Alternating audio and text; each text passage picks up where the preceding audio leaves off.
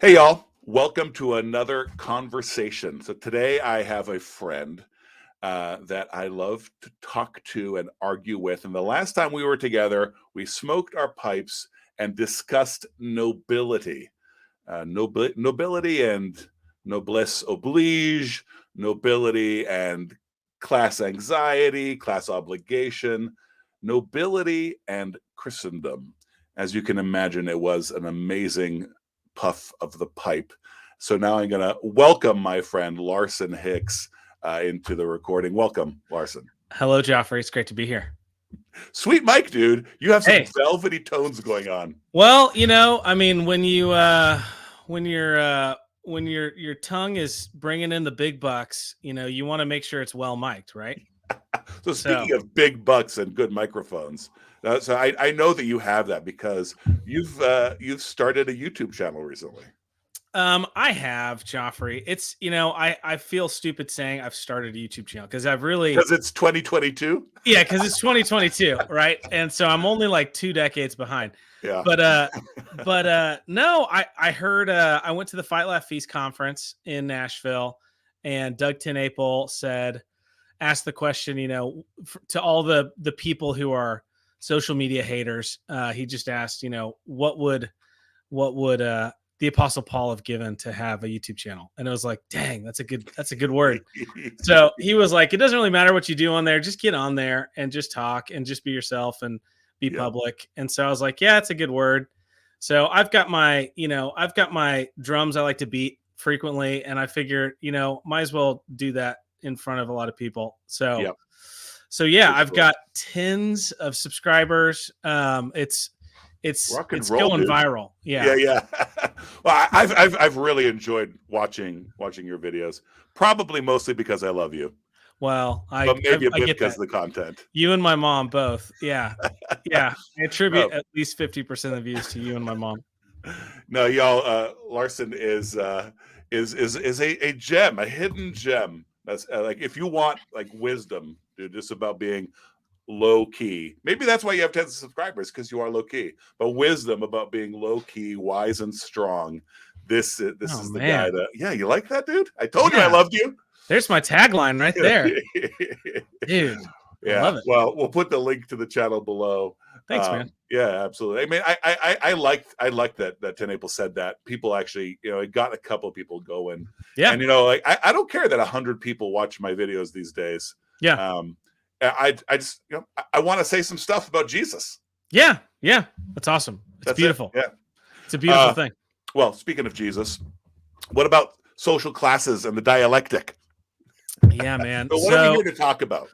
Well, so we're just picking up on the conversation that started in that lovely humidor pipe shop here in Huntsville, Alabama, and we were just talking about this thing that I feel like I discovered when I moved to the South, and it kind of makes sense because I grew up in the West, and the land of sweatpants and flip flops and there's just it's the land of pioneers, Yeah. and It's the um, socially flattened land. it's socially flattened. You got the Rocky Mountains, and you've got the Grand Canyon, and then you got great geographic topographies, but you don't have socially. It's flat like that. I'll let Dude, that you. was awesome. Yeah, you're Yeah, a pro. yeah, I do. You must have a YouTube channel. Yeah, big time. No, so the thing that occurred to me as I was here in Huntsville, I took a job when we first moved here about 7 years ago, and I started working for a guy who was the oldest son of a man who was a very influential physician in town, and everyone in town knows his dad. He's saved lots and lots of lives. He's an oncologist, and this friend of mine is the CEO of his company, and he's on involved in all kinds of charity, and he's the chairman of the board for a big school, and I just thought there was a moment at some point working for him where I realized he's better than I am, and not just like I look up to him and I hope to be like him someday, but like he's better everything than me. He's been trained better. Something in his makeup. Something in Yeah. his makeup. He's had better upbringing, better training, and it was something that was I think for me it was inspiring, but um there was a degree of like relief Yeah. as a man, because it was like, oh, he's part of another class, and that's okay. Like I'm not in that class, and that's okay. I don't have to be in that class. I can do my best to learn and grow in maturity and faithfulness, but he is the beneficiary of probably many generations of faithfulness. And so anyway, that kind of got my head going on this whole topic. Yeah. Well, I think so. I've been doing a podcast Ah. on this book recently. The episode's been about this book. So this is a book about education, and we're not going to crack into the book, but Yeah. I mean, like, nobility is something that is trained into you, is educated into you, and it used to be that education, as we think of it, it was strictly for the aristocracy, for nobility. Yes. So I don't want to get off onto onto education quite yet, but I want to introduce the idea early so people can contextualize some of the other stuff we say. Yeah. That ultimately, what we so the call is not for Christians to just be like, oh, okay, well, that guy's better than me. I actually think it's a brilliant thought to have, to realize, wow, there's something here, and I want to talk about that. There's something here more. But just to contextualize it, we can train ourselves up in nobility. And in fact, nobility is the point of education. Yes. Right. And then what is nobility? Well, nobility is sacrificing yourself from a position of advantage, sacrificing yourself for others. Yes. Yes. I think about so this whole conversation got stirred up for me just a couple days ago, because I was talking with a friend who was wrestling with a difficult situation at his work, where he's in charge of a bunch of people. He's just recently hired about 6 months ago, and he's dealing with the fact that there's a guy who's been there for a really long time, so kind of has earned some respect, et cetera, but it's become abundantly clear, just undeniably clear, that this guy is bad at managing people, and he really shouldn't be managing people. He's great at the job he does, but he's bad at managing people. And my little brother, I just gave away who my friend is. It's my little brother. Sorry, I was trying to keep it. Nice, dude. Trying to keep it anonymous. That's okay. I thought we just established you're a professional. That's right. No, I'm definitely not. Definitely not. So cat's out of the bag. This is a conversation with my little brother. But I think we're good. So the thing that he realized was, or the thing that he was struggling with, was the fact that he just wanted to, because he's straight out of the Marine Corps, he just wants to tell the truth to the guy and go up to him and say, you're bad at this, I'm taking this away from you, get back to work. And it kind of created a stir, and he was like, why in the world should this create a stir? I'm just doing my job. My job is to make the company better. And my response was, do you want to work for a company that dresses down, that hires young bucks to come in and dress down 16-year veterans, and the other aspect is that he recognized that this guy really is from a lower level of maturity, capability, and so on and so forth. I mean, there's a lot of other words probably, but I don't want to be disparaging, but it's just it's this class idea. This guy's from a different class ultimately. And the point was, your job as somebody who's potentially of a higher class is to stoop, it's to condescend, and it's to consider his frame and still respect the dignity and honor that he's due. Right. And so, a faithful response in that situation might be, thank you for your service. We're going to give you a promotion and title, maybe even a little raise, and we're going to remove this burden of this managerial responsibility because we think you've earned it. Congratulations. Let's go have a cake, and you get to honor this man, solve the business problem. And to my brother in the moment, it was like, well, but that's lying. That's not the truth. We're rewarding people for being bad.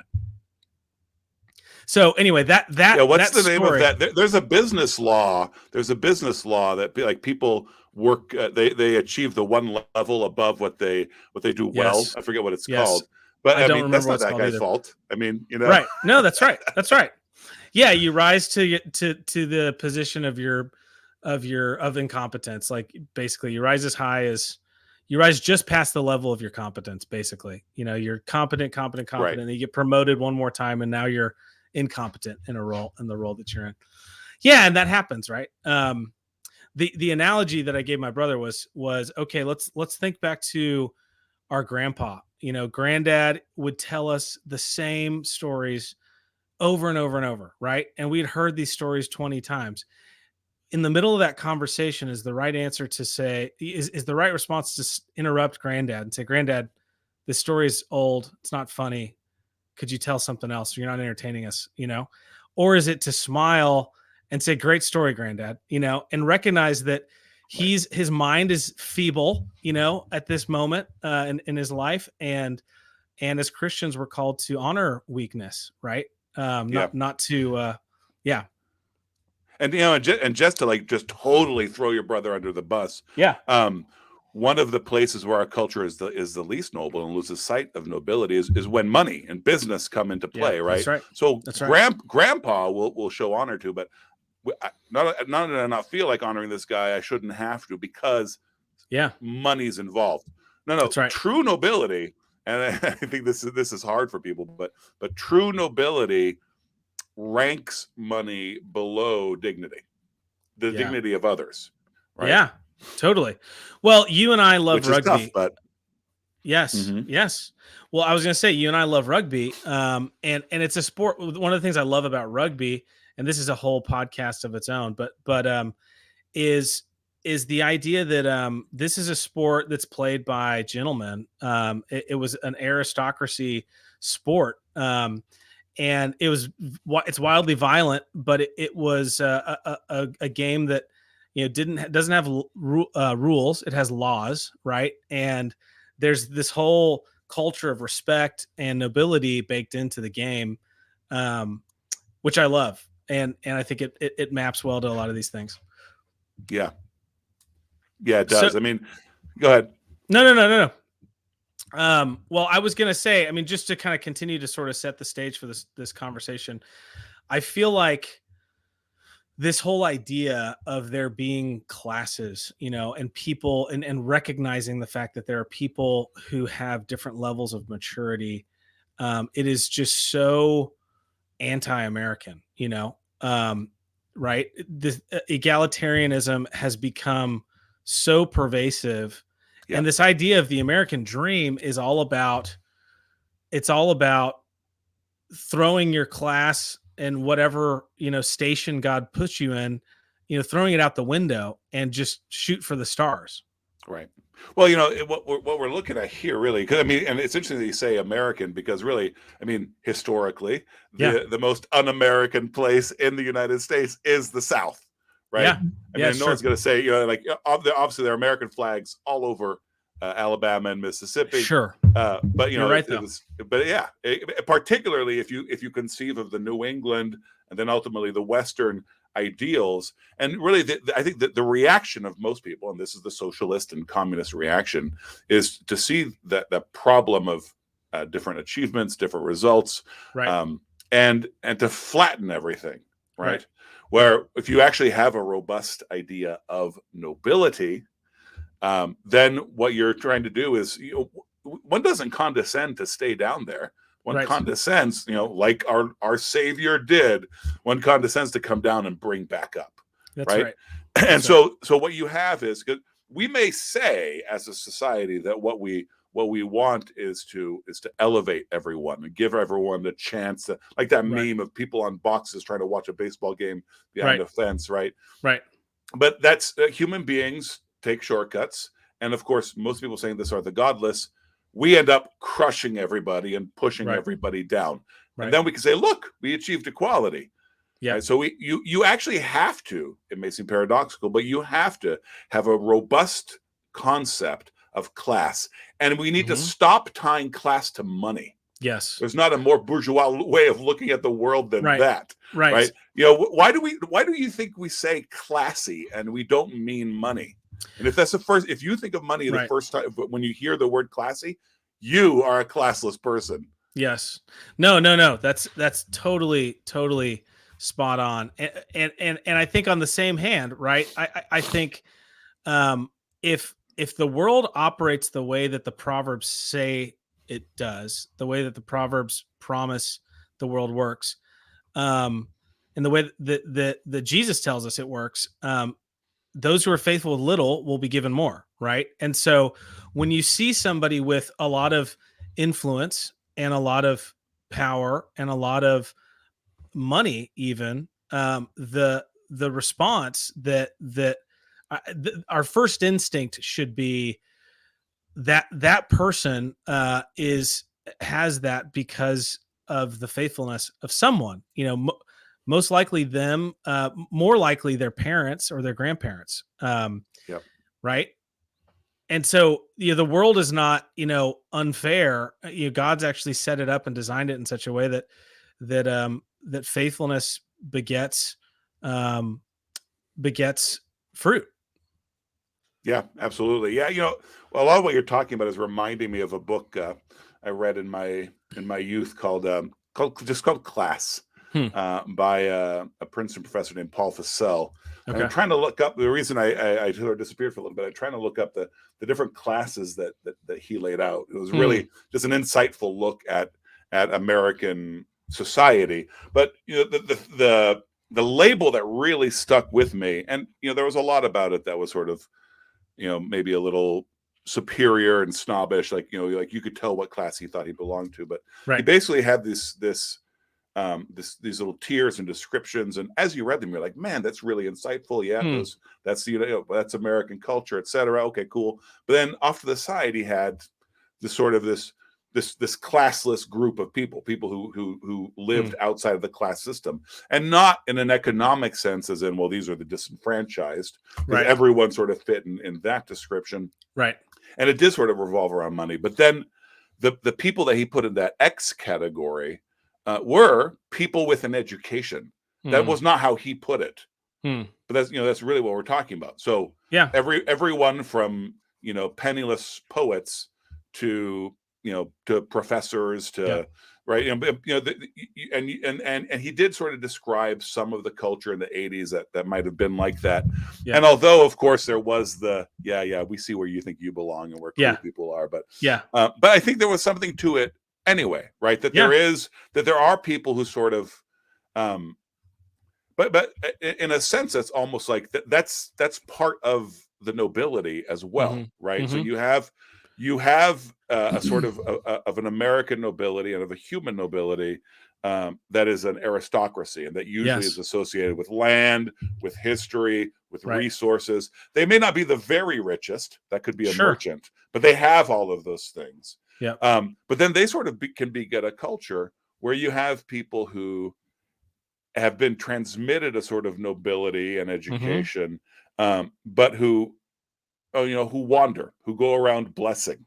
Yep. I think that people like that exist, but it has to come from family culture, Yeah. and family culture is education. I mean, those Yep. those two things are basically the same. Yep. Absolutely. And when I think about the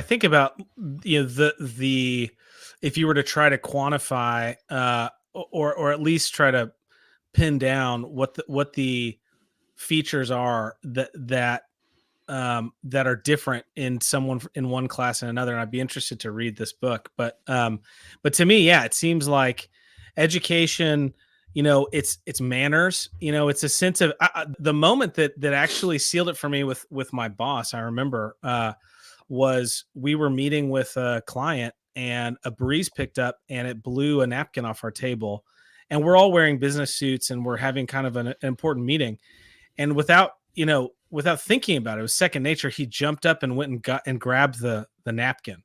And just that little gesture in my mind, it's like, here's a CEO who is kind of the most important person in this meeting. Mm-hmm. And the second there's some trash on the ground, he's the first to jump up and grab it because he's been trained that this is how you behave yourself. Right. This is how you behave yourself in polite society. And there's an important aspect to what you just said, which really like it to me is the most important thing about when you're thinking about manners. This man, he didn't hesitate because he had no insecurity. Right. And not having insecurity is part of Yeah. what made him a CEO. He That's had right. that nobility, right? That's right. He doesn't sit there thinking, is this the right thing for me to do with my social status? Right. And so it's not about knowing the right silverware to use Right. as much as it is about being relaxed. Right. Wherever Right. you are, right? Right. So I mean, that's actually what I mean. So one of the things that marks the lower classes as far as nobility goes is Mhm. exactly that: the constant insecurity. Did I go to the Mm. right school? Do I Yeah. talk the right way? Yeah. If you want to move up, right? Yeah. So then you pretend and you pose and you're constantly filled with insecurity. But then we also have the people with money who are full of insecurity, and Totally. they obsess about, and that's what makes them bourgeois. That's what makes them middle class. They lack That's right. nobility. That's They right. obsess about status. Do the That's people right. below me perceive me the right way? Do the people above me perceive Yes. me the right way? And just that, just the fact that they think about that Yep. marks them as ignoble. Right. Right. Right. And class, I mean, it's supposed to be this like tutelage, sort of moving through the classes of preparing people for dominion. To me, it's like you've got Adam and Eve in the garden. They weren't given the whole planet. That was the mission, that was the telos, but they were given this little corner and told to rule over this. And it seems almost that part of the serpent's lie could be tied to this idea that, well, do you have to wait, to have the whole world, to eat from the fruit of the tree of the knowledge of good and evil, or can you go ahead and strive for that now? And of course they did. And to me, that is what we do, and what these classless people do, and what we're all tempted to do as Americans, because it's in our DNA. Is we see Steve Jobs, or we see these rich people who have taken dominion of their domains. Hey, Larson, hold on. We're about no. This is like that BBC moment. You remember when That's right. She better say something funny. Yes, Miriam, can you wave to the camera and then head back out, please? Thank you, girl. Bye. I can edit that out, or we can leave it in for hilarity. Yeah, it's fine. I don't mind. Yeah, this is my wife set my office up to where I'd be facing this lovely bookshelf to my right. But then I classlessly bought a standing desk that I couldn't fit over there, and so now I'm facing the door. So look at my lovely backdrop. Yeah, you've got a gorgeous backdrop. I got to up my backdrop game for sure. So, where were we? We were talking about,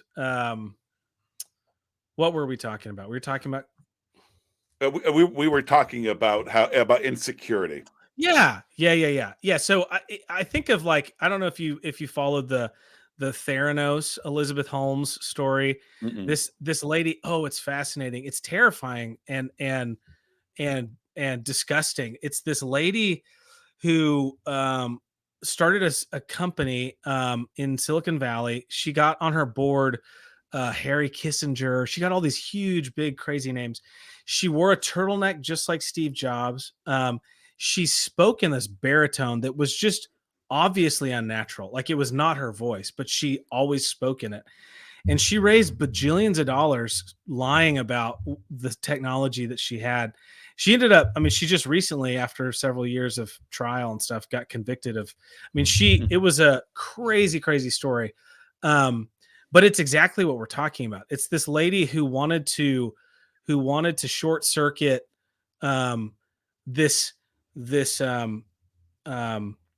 these principles that God's baked into the world and to creation society, that you don't get to be, you ought not to get to be somebody with the kind of influence and power and money that Steve Jobs had without first going through, the tutelage of rising up through the classes. And I think the thing that catches in our craw is this idea that, so they're the only ones who are entitled to that.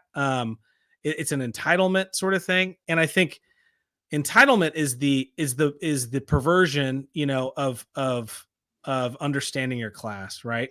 Right. It's so Yeah, yeah, of responsibility and obligation, that's and right. obviously, that's what causes revolutions, right? Yes. When those who are supposed to be noble turn out to be, who turn out to abuse that Yep. position, Yep. right? And they turn out to be ignoble. Yep. But you're right that it definitely it sticks in our craw. Like we're just not able to handle it. And part of that is, I mean, of course, identity. Just the concept of identity is Yeah. already this Oh yes. enormous.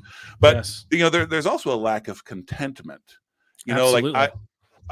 my family background is pretty humble, Yeah. especially on the Brazilian side.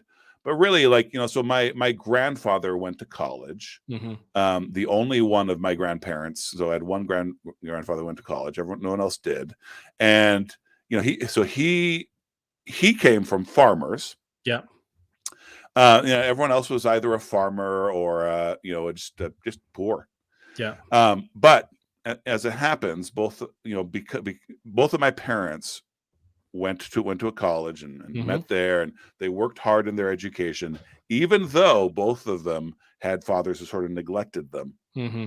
Now, so my mother, although she went to the University of Oregon or Oregon State actually, and blah blah whatever, but that didn't matter. What Hmm. mattered was that she read C.S. Lewis Hmm. and J.R.R. Tolkien. She Yep. became a Christian. She loved education and language. She became a teacher, Yep. and then my parents raised us, and I received a certain sort of education full of nobility, Hmm. and I feel good about that.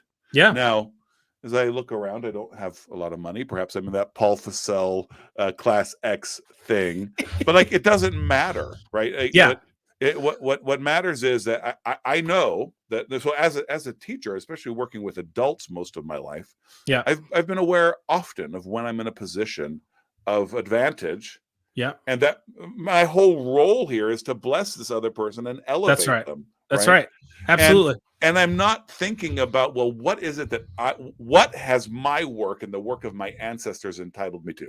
That's right. Forget it. Like That's right. that question means that you lack nobility, You've missed it. right? That Yeah. you don't understand it, and you're starting at the bottom. Yeah. And of Yeah. course, there are people whose ancestors hand them this thing, and they're like, I don't understand it. I don't want to. I'm just going to Yeah. abuse this Yeah. position. But what as you have consistent nobility through the generations, there will be Hmm. elevation across all the different measurables that we have about class, Yeah. right? But Yeah. class almost doesn't matter. Class is almost irrelevant. Nobility is what matters. And the reason we have an association of Yeah. nobility with class Yeah. is that consistent, faithful nobility leads to elevation. Right. Well, and also the word itself, right? In the English language has this history of an actual class sort of system with nobles, right? Yeah. And so the nobility I mean, was Proverbs is written to princes and nobles. right, right.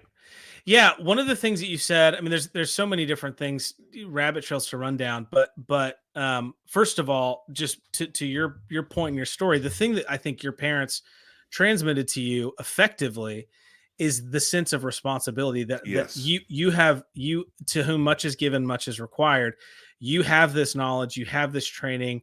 You can't flush it down the toilet and go do something else. You actually have to live in accordance with how you were trained, and turn a profit on what you've been given. Not, and that doesn't mean monetarily.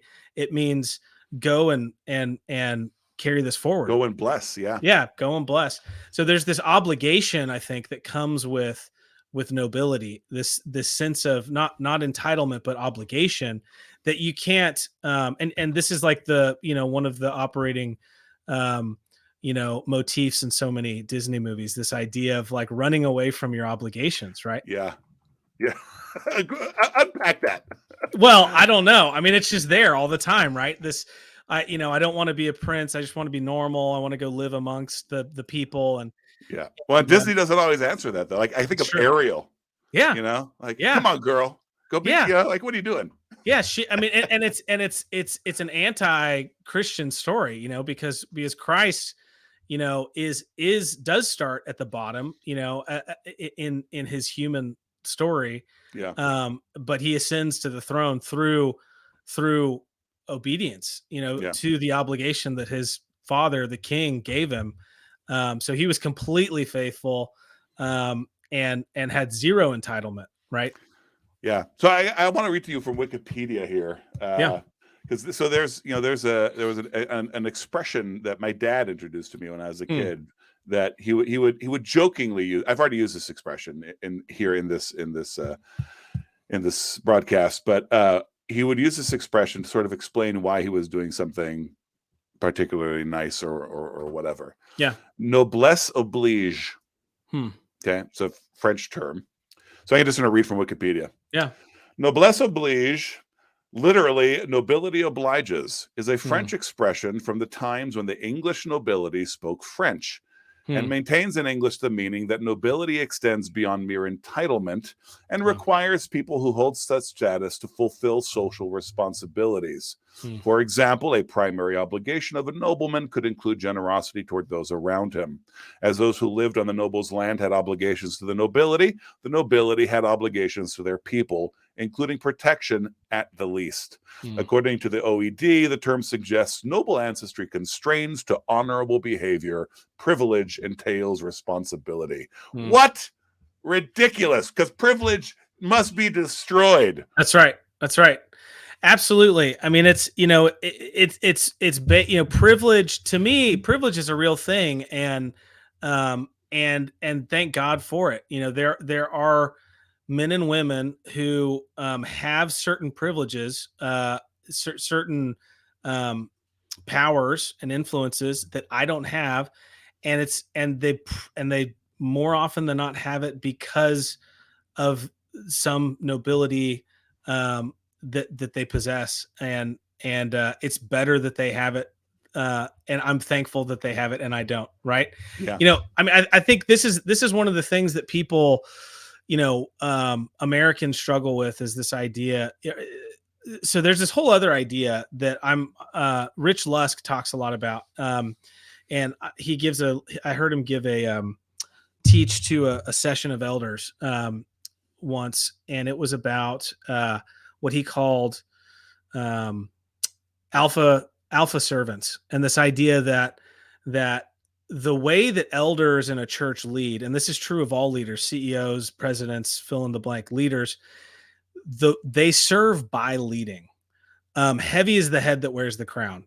It sucks to make decisions, especially when you're wrong, especially when they don't work, because you have to own them. Can I interrupt your flow, and Yeah. hopefully you'll resume it with the same magic? But Yeah. this is that servant leadership thing is Yeah. bullshit. Yeah. Yeah. Oh Right, yeah. because No. that's Absolutely. abdication, and that's not what Lusk is Yes. saying or what you're saying, right? No. If you want to say, if you want to serve, then be a man and That's tell right. people what to do, right? That's Like if right. you're the leader, That's right. then go lead. Yes. So there's actually a little trick in the wording when people say they're going to be a servant leader. What they mean is they're going to abdicate the decision to the That's right. demos. That's right. Absolutely. Which is the Anywho, I opposite. couldn't. No, that's Couldn't the keep whole my hands point. off of that. That's the whole point, Joffrey. It's the opposite of leadership. It's the opposite of being a servant. You are. Sorry, I've got another interruption. Yeah. You're recording in the middle of the day. What's going on, Dad? No, sorry, man. All right. Hey, head out, Paul. Yeah. So hold on. Before you continue, tell the audience how many kids you have, so we know how many interruptions to expect. So we homeschool all 7 of our children. So Nice. there's one in the office who's been here the whole time, but he's quiet and he's disciplined and quiet. He's disciplined, yeah. So, but you've seen the two more mischievous ones, the 7 and 8-year-old. Well, so yeah, you know the drill. Yep. So yeah, no, but the servant leadership thing is profound, because it's that's one of those gay Christian concepts that's so antithetical to what Scripture is really all about and to what Jesus was doing. But yeah, you serve your congregation by leading, and this is something I tell dads and husbands a lot: is stop delegating to your wife, like know how to read your wife when she's asking you to please make a decision for her, right? Too many guys Right. go, whatever you want, babe, whatever you want. And it's like, I'm just being a laid back, easygoing husband. Your wife is a lot of times saying, I have decision fatigue and I would just like you to own this decision for me. And Right. the thing that you have to do is do the hard work of making a decision and then owning it. And even before doing the hard work of making the decision, can I urge men to do the hard work of having an opinion? Yes. Right? Yeah. I mean, so like you don't even have to reach the point of, well, my wife has decision fatigue and I must now decide between A and B. If she's Yeah. talking to you about A and B, Yeah. she might want to hear from you about A and B. Yeah. Right? Amen. She doesn't have to get to the point of asking, please decide between these two, Right. because she hears as you're talking about it that you think B is dumb. Right. Right? But you don't care. Right. So she doesn't know your opinion. Absolutely. If you don't care, you don't love. Just putting that out there. Yeah, it's a good word. That's a good word. Well, I think that, this whole, I think there's, there are aspects to this whole thing. One that you touched on, I wanted to come back to is this idea.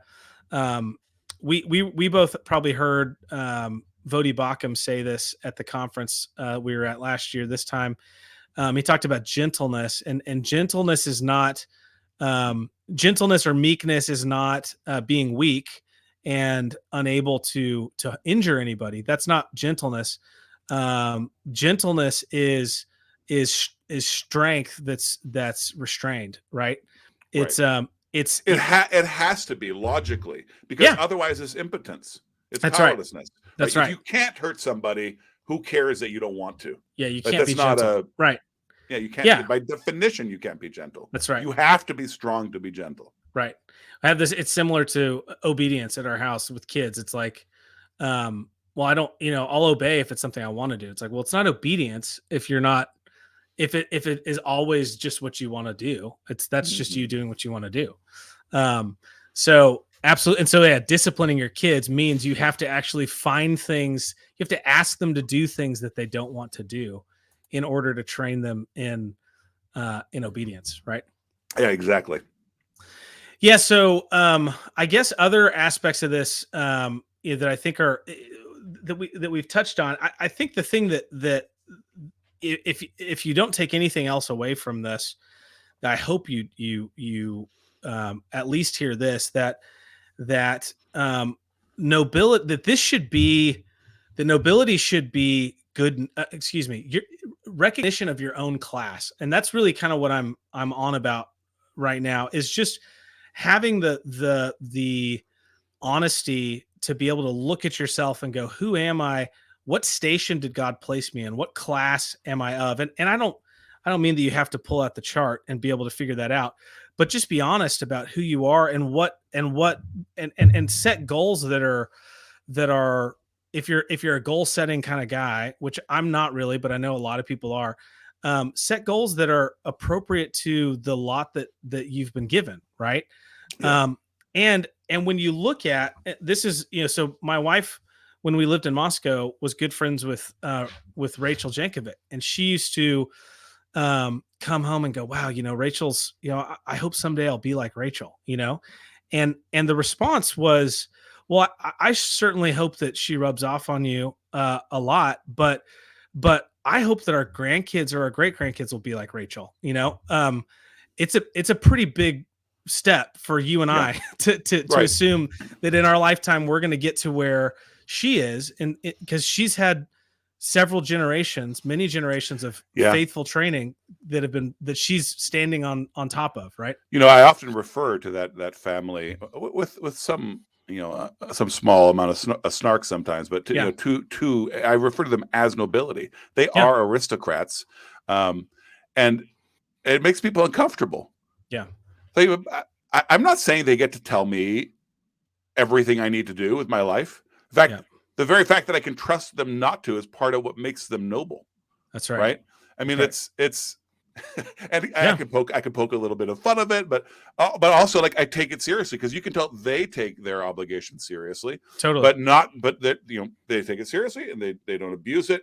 That thing is what makes them noble. That's what we're So I can talking about. make jokes about some of the boys being princelings, Yeah, and but that's fine. Like they are actually, I think, a perfect example, if people are familiar with the Moscow scene, of yeah, what generational nobility does yeah. and how the sense of obligation is inculcated, Right. right? Well, and the But only then and the we're not upset by that yeah, because we have our own, like we're doing our thing and we're yeah, inculcating in our own children that's right. their senses of obligation. Right. Yeah, it's something to look at, to learn from, to be thankful for. It's a gift God gave you. I think this is something, a concept my older brother Weston and I've talked about before, is this idea that there are these like angels that God gives different cities. Like every city needs their angels, like needs usually the nobility to sort of protect the interests of the city from of the citizens. And it's like having like having a city without walls, to have to be in a place, a town, a city, a community that doesn't have Yeah. strong, healthy, uh well trained leadership. Well, It's the fact that American and Western Christendom at this point, is so is so mainstream evangelical, Baptistic and really Anabaptistic, so flat, so right, level. right. Um, it actually connects to building the kingdom and the expectations for culture, right? Hmm. Because it leads us to opt out of being the leaders anyway, right? Right, So the very idea that a city would be protected by leaders who were Christian leaders, spiritual leaders, right. is absurd because we're all over here in our flat little land Yeah, telling each other we can be whatever we want to be, right, right. right? Which is a filthy lie. And the way that expresses itself in churches, everyone tells themselves, if you want to be a pastor, go be a pastor. Yeah. Right? There's no sense of patience. There's no sense of way of sense of place. Hmm. There's no sense that whatever it is that God is He's given you a certain education and a certain Hmm. family, and whatever within that you're going to do is perfect. Yeah, It's yeah, perfect. yeah. And then that's it. So you don't have to shoot for whatever that next thing is. And so Right. it actually there's a sort of reaction of, we're going to flatten everything within the church, and then we're just going to have two levels, and that's why we have Right. these super Christians, or I'm going to be a pastor, I'm going to be a praise leader, right? And so then there are only two levels to all of existence that matters, right? And I'm a spiritual person, and then if my cousins go out and one of them is a plumber and one of them is a CEO, Yep. none of that is important. The only thing that matters is our spiritual life, and it's good. It's a ghostly thing that has no impact on the world, and so at no point does nobility enter even into our pastorates and into our church leaders, Absolutely. right? Like much less civil government. Absolutely. And it's a judgment. I mean, it's a judgment on us and on the church, for us. We get, this is God handing over to us handing us over to our sin. It's like, you want a perfectly flat, casual, everyone is equal, egalitarian world. Great, I'll give it to you. That's a great that's a great Yeah, judgment from God, to have a pastor who doesn't think that. And this is the thing that drives me crazy, and Doug Wilson's great about this. You don't hear Doug telling a bunch of personal stories about his family and about his most recent, stumble into sin from the pulpit, right? um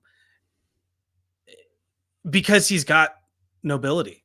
He's got, yes, and right. actually, I think looking at this through the lens of family would be a great way to do it. Yeah, yeah. He's not your friend, Right, right. and you're not your kid's friend.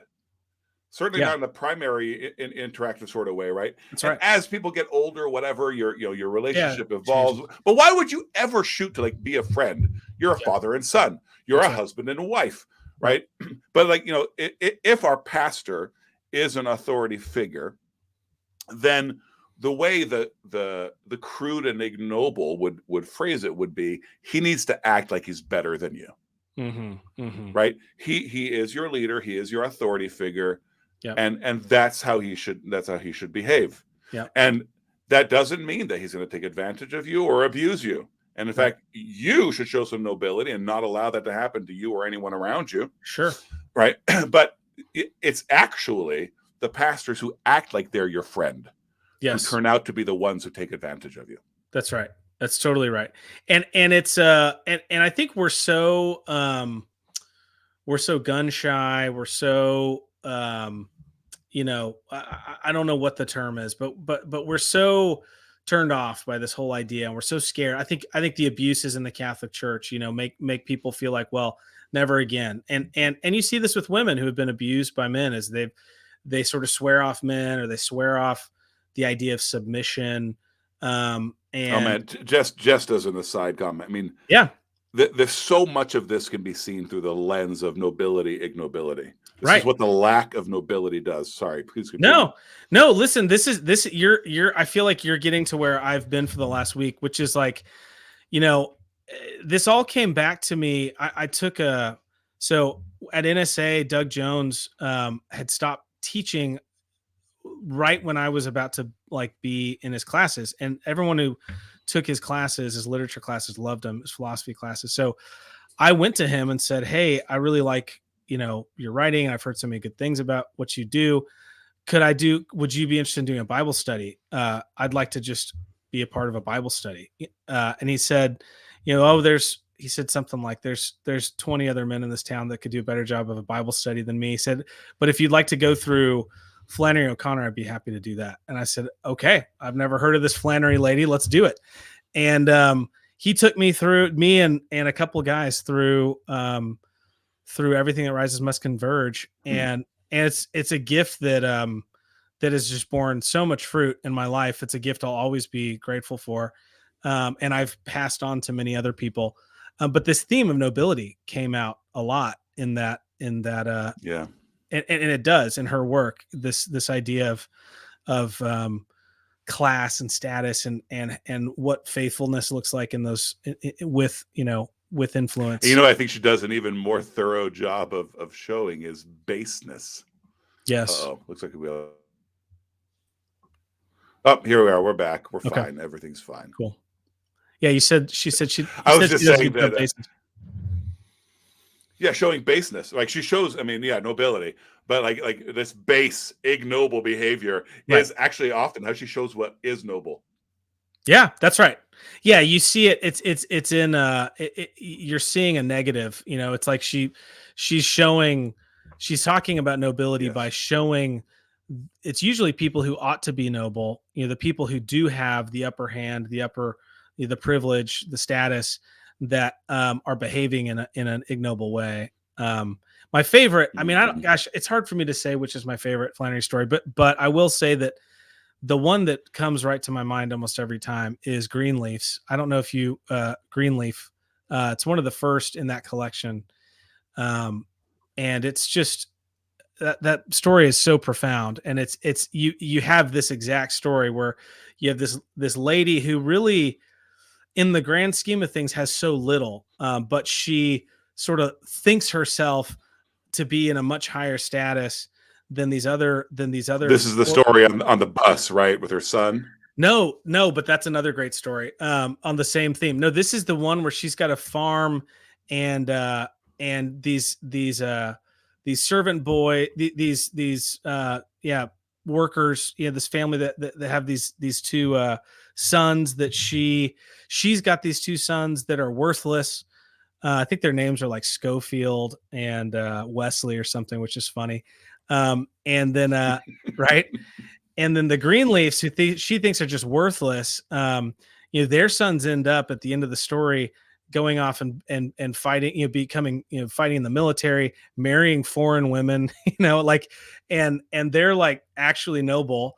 And I think their mom, she comes across their mom and she's laying in the face down in the dirt, praying over the newspaper, praying, you know, for Jesus to, you know, take care of these people that were murdered or whatever. It's a really weird, crazy scene, Hmm. but it's like this woman, this crazy woman who's face down in the dirt, has a better and who comes from nothing, has a better understanding of nobility and than this lady who has a little bit of property and a little bit of money, who thinks of herself more Mm. highly. At the end of the story, just to spoil it, it's Flannery, so you know how it's going to end. This lady who's being pursued by this cow the whole time, who's Jesus, because you see the cow is described as a lover. At one point, it's chewing outside of her window, kind of like Romeo and Juliet. You kind of have that scene where she's looking out her window and the cow's looking at her, and the cow has some thorns or some leaves stuck in its head, stuck in its horns. You sort of imagine a crown of thorns. And then at the end of the story, she gets gored to death by this cow. And he takes her and it flips her upside down. She gets stabbed in the heart and flipped upside down. And the last scene, it's like the whole world has been flipped upside down for her. And it's amazing. And he also talks about the cow burying his head in her lap like a lover. It's just like, or the bull rather. Anyway, I get goosebumps just talking about Yeah. Flannery O'Connor. But the big takeaway is that the humility of the family, Yeah. or the pride of the family, had nothing really to do with the nobility. Yeah. Right? That nobility is a thing apart. Well, it's that she was so, we talk about, I think there's the thing that you've said a number of times, I think is really what Flannery's getting at, is that we're obsessed with class, we're obsessed with status, and this woman in that story, Greenleaf, is obsessed with it, and she thinks her boys ought to be better than they are and deserve more, and they're worthless. They're both completely worthless sons. And that's made abundantly clear in the story. And so it's this, it's her lack of recognition. It's her blindness to me, it's where she is in the grand scheme of things. And I think that's it's easy to look one step down, and feel haughty, and uppity. But when you turn around and look up and realize there's like 50 steps above me and there's people, on these, and then it reminds me, of course, of the other scene in the Flannery story. I think it's Revelation, where it ends. Do you know what I'm talking about? The scene of this long train going up into heaven, and oh man, I'm not sure I read that one. Oh, it's unbelievable that she uses the N word and so you can't like read it. I've almost read it from the pulpit at church a couple times, and I've stopped myself. As like, I can't use the N word. But she does, and she does it so well. And she talks about how there's these classy folks who are sort of holding it together, but then this train of saints marching into heaven, it's full of freaks and poor people, and again, because I can't use the language she uses, mentally handicapped people, and they're all in disarray, but they're all together in this line marching into heaven, praising God. And it's the nobility who are kind of straight laced and trying to behave themselves. Anyway, there's some tie-in, obviously, to what we're talking about with that scene. But I'm probably not, I'm not good enough to pull it out. Well, I mean, one of the things I think has to come to mind whenever you're thinking about nobility, is pondering that the first will be last and the last will be first. Yes. Right. Yes. So I think it's fair for us to say that, and men should bear this in mind. The fathers of families should bear this in mind. Any assumption of authority is likely to end up exalting others above you. And certainly after your death in glory, it will. Yeah. Right. Yeah. Like we are being asked to sacrifice something when we do all that. Yes. And that's what nobility is. It is. Yes. Yeah, it is. It's thinking more. It's this Christian principle of honoring the weaker vessel, this idea of God considering our frames, or fathers being required to consider the frame of their children lest they exasperate them, right? This is a this is a key concept with this whole nobility thing, is this idea that we that the ultimate calling for a faithful Christian is to pour themselves out in order to exalt others, and to pour yourself out Yeah. for those, and to make the domain that God's given you dominion over. Your job is to make it better. Your job is to elevate all of it, right? And if you do that, then your sons and daughters, will be kings and queens, and be given more territory. Yeah, and that's the thing to realize, that you have to sacrifice, you have to give away to make that happen. And we need to embrace as Christians the fact that if all Christians are doing this, that means that we're going to create a stratified society. Right. We must, right? If you're busy exalting other people, then and everyone's doing that, then all of a sudden, right? And hey, you could be down here at the bottom. It's fine. It's all good. Yes. Right? Like, do you imagine that after the resurrection, you're going to be discontent because of those who have greater glory than you, which we know is going to be the case? Then you are Satan. Right? I mean, that's like the contentment with what our exalting of others has done is what not only will elevate our children, but that is what nobility is. Absolutely. And I think it's it's obviously a concept that has a rich history and understanding, but it's been lost, right? I mean, it's been lost almost entirely, and it's intentionally being erased from the world we live in. But I think absolutely. I mean, I think as I look at the world around us and am grasping for solutions, and this theme seems to me to be a very powerful and important one for the church to grasp. Yeah, powerful and important in the sense, I think, especially that it's liberating. I mean, I think you said one of the most important things of the show at the beginning, when you said, you're thinking about a certain person and said, he's better than I am, and having that realization. That's actually, it's liberating to be able to do that without bitterness. Is liberating. Yes, and to be thankful for it. I mean, that's the kicker for me was it was like, this guy's better than me, and thank God he's my boss. He's my boss, and he's better than me. Yes, I don't like, and that's like part of the struggle for so many, is that you're employed by some guy or gal who doesn't understand their station, and wants to take over the world, has aspirations to be the king, and it's like they don't have any recognition of their place, and so they certainly aren't regarding your place and how they ought to faithfully. And and a lot of our discontent comes, I think, we evaluate everything through things like money or skill. Right. Because none of us prioritizes nobility. And so this ignoble person above you, who's your boss, like, none of us, including we who are discontent, think about the real problem being a lack of nobility on both sides. Because, like, it actually shouldn't matter to you. Like, if your boss doesn't know how to do your job, it doesn't matter. What matters is whether he's noble or not. Right. That's right. Yeah, totally.